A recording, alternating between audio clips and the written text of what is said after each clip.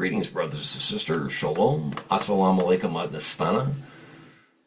Pleasure to be back with you here on Points of Light Radio, and pleasure to be taking another look into fraternal history. On September 7th, 2022, here on Points of Light Radio, I introduced you to a gentleman named Robert Cooper. Now, he was the second person to ever come in here and talk about the Free Gardeners. If you haven't watched that, I do encourage you to take a look at that. It'll tie in quite well with the segment you're about to see today. But if you recall, one of the many things that Mr. Cooper said was that many of the secret societies and fraternal orders that were founded in Scotland were based around the occupations of the membership. Now, like I said, he was here talking about the Free Gardeners. They were involved in landscaping. The Freemasons he talked about were stonemasons. He talked about the Free Colliers, people who worked in the coal industry. I have had someone from there on here, the Free Colliers as well, right? But he also talked about the Free Fishermen Society, right? And that's the organization you're going to be seeing here today. Now, the actual founding date of the Society of Free Fishermen of Newhaven is not known, but tradition indicates that they must have been around between 1450, because 1450 was the very first recorded meeting of the Society of Free Fishermen of Newhaven. So that tells you, well, that tells you a lot about how old this organization must be. So trim your lamps, brothers and sisters. Let's go take a look at the Society of Free Fishermen of Newhaven.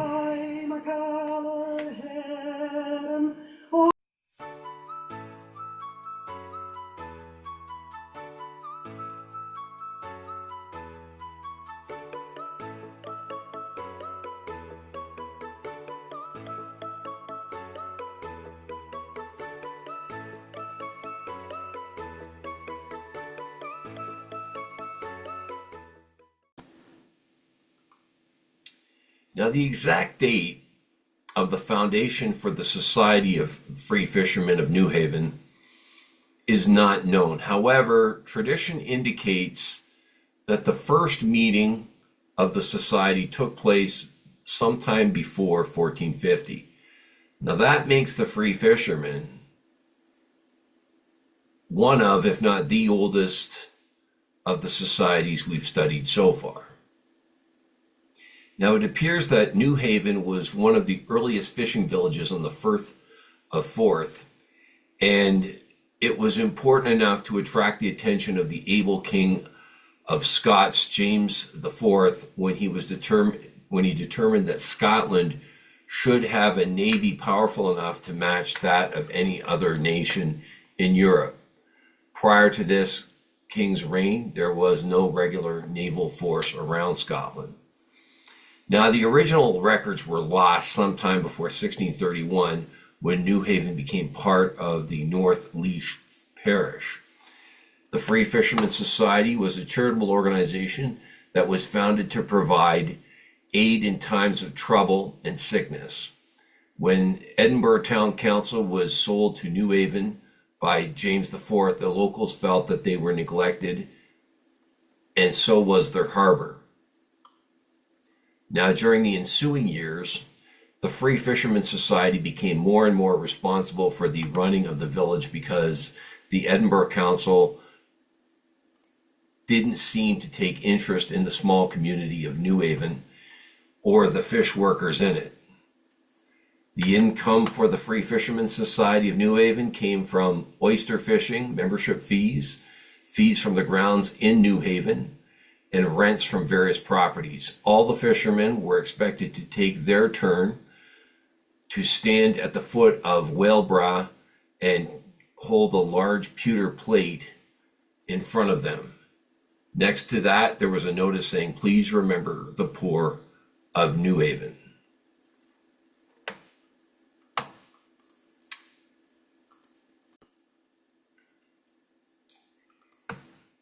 Now, the society's membership was open to any male in Newhaven over the age of 14.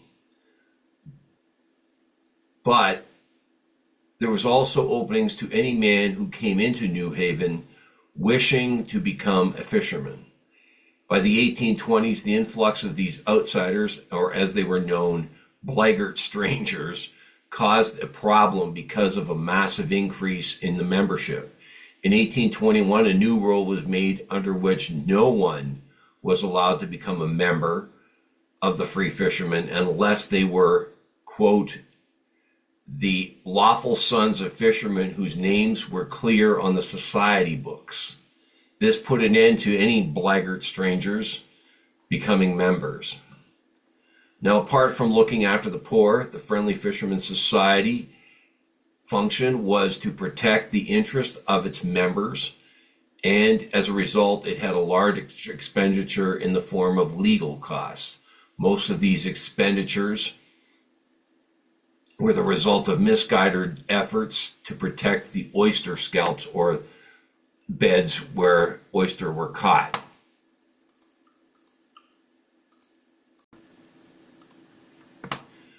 By 1875, the Fishermen's Society membership accounted for about 345 out of the 400 fishermen in the village of New Haven. And at this point, New Haven had its own harbor, and the herring was now the main fish stock that was being caught in the area. In 1896, an enclosed fish market was built. There were also improvements to the harbor and the pier. Up until that time, almost all the boats had been open-decked and propelled by sail or oar. However, as the men were having to venture further offshore to follow the shoals of herring, the boats became larger and much more modernized.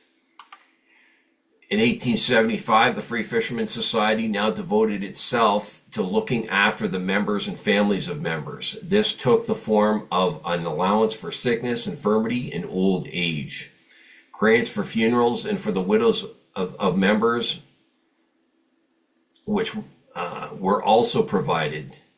Charity had been the original purpose for the creation of the Free Fishermen's Society. Now, over the course of its existence, this purpose was exceeded. You heard this before here in Points of Light Radio. Sometimes need seems to outstrip the ability to look after those needs. And this, of course, was the case here because the society became more and more responsible for the well-being of the whole of the community in New Haven. Okay, there was a provision of a funeral grant which enlarged the scope of the Free Fishermen's Society's work when it was faced with the necessity of obtaining a suitable burial grounds. Once this was obtained, it was used by the Free Fishermen for hundreds of years before 1848, when the burials were transferred to Leith and Edinburgh. The Society's ownership of the cemetery brought with it the added responsibilities of groundskeep and so on, and as a result, the Society had to accept so many public duties that it became the ruling body of New Haven with all the cares of the town council, right? Part of that care was the Society also took care of the streets, the laying of maintenance of the causeways, scavenging and sale of fish dung, which was a valuable commodity in those days, believe it or not. In addition to these municipal duties, the Society also provided financial assistance when illness or injury prevented the member from going to sea.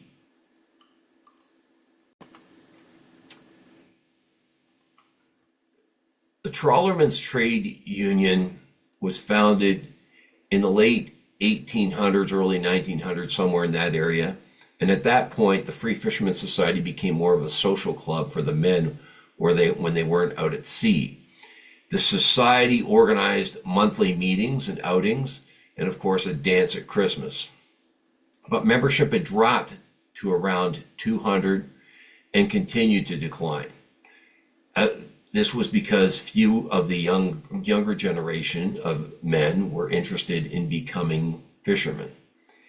In 1988, the British laws were changed and people were required to join a life assurance and unit trust regulatory organization. under the Financial Services Act of 1986. Right? This, of course, essentially did away with any need for any of the social benefits, shall we say, and welfare benefits that the Free Fishermen Society were out to offer. By the late 80s, there were only about 147 members left in the Free Fishermen Society, and they voted to dissolve the organization.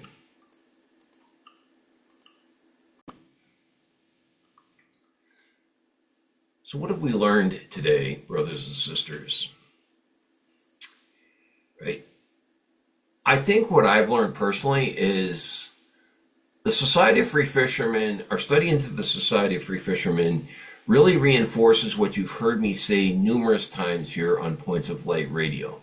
And essentially, that is that long before government programs were created, before insurance companies were created or stepped in, shall we say, to provide for the average citizen, these friendly, secret, and mutual benefit societies, or lodges in many cases, were there for their members as well as their communities.